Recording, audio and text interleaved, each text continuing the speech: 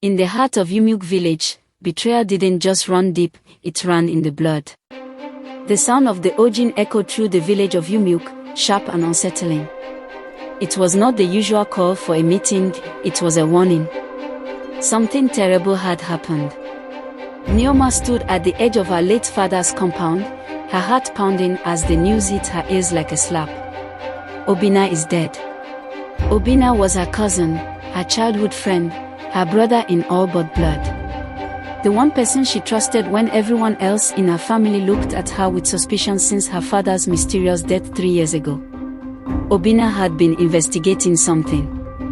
Something that had to do with Papa's will, the one no one ever saw. He had whispered to her last week, "NNE, something is wrong. Uncle Chijioke isn't who we think he is." Now Obinna was gone, buried hastily before sunrise, and no one spoke of it. Neoma was so devastated and heartbroken. 3 years earlier, Chief Majuabuchi, Neoma's father, died in his sleep, or so they said. He was a respected elder, custodian of the village lands, and one of the wealthiest cocoa traders in the east. But what baffled everyone was how quickly his brother, Chijioke, stepped in as head of the family. Within weeks, Chijioke moved into the main house, seized control of Majuabuchi's lands, businesses, and even took a Ozu title bearer, something he was never qualified for. Neoma, then only 17, was sent off to live with her maternal aunt in Enugu. She returned a grown woman with sharper eyes and questions that pierced like thorns. Back in the present, Neoma dug through her father's study late at night. It had remained locked for years, until she found the rusted key behind a broken clay pot. The room was stale, coated in dust and silence. But her eyes darted to a shelf, where an old carved box sat crookedly. Inside it was a bundle of papers, and among them, a handwritten will, dated 1 week before Chief Majuabuchi's death. Her eyes widened as she read. "I, Chief Majuabuchi Ikin, leave my entire estate to my only daughter, Neoma, to be held in trust until her 21st birthday. My brother Chijioke is not to inherit any part of my wealth or title, for reasons I have shared with the council in confidence." Her knees buckled. This was the truth Obinna had died for. Neoma didn't sleep. By dawn, she walked into the palace square, holding the document like a weapon. "I demand an audience with the elders," she said, voice steady despite the tremor in her fingers. "I have evidence that my uncle forged his way into power, and that he may be involved in the death of both my father and cousin."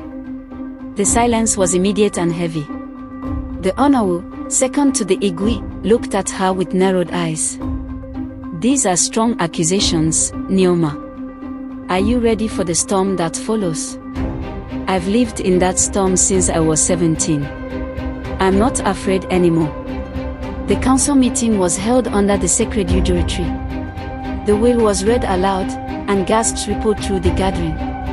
Chijioke denied everything at first. But when pressed, his voice shook. "I did what I had to," he snapped. "My brother disgraced the family. He took bribes, made enemies. I saved our name. But you didn't save your own soul," the Onawu said coldly. "And you have blood on your hands." An elder stepped forward, trembling. "It is true. Chief Majuabuchi came to us before he died. He feared his brother. He asked that we protect his daughter and this will. But the document went missing, we thought it was stolen. It had been stolen. Hidden. Buried, until Obinna found the truth and paid with his life." Neoma said. Chijioke was stripped of all titles. He was exiled from Yumuk village, a fate worse than death for a man of his status. The Igwe himself performed the rites, denouncing him in front of the villagers. And when it was done, the people turned their gaze toward Neoma. She was only 20, but she stood taller than many chiefs. "We failed you," the Onawu said, bowing his head. "But your courage has restored not just your father's honor, but the dignity of this land." Neoma inherited the estate, yes. But more than that, she inherited a legacy rebuilt not on money or land, but on truth. 1 month later, as the Harmattan wind swept across Umuk, Neoma lit a candle in her father's study. Obina's photo stood beside the old will, framed in the wood of the very box she had found it in. "I did it," she whispered. "We did it." Outside, the Ojin rang again, not in warning this time, but in celebration. A new dawn had come.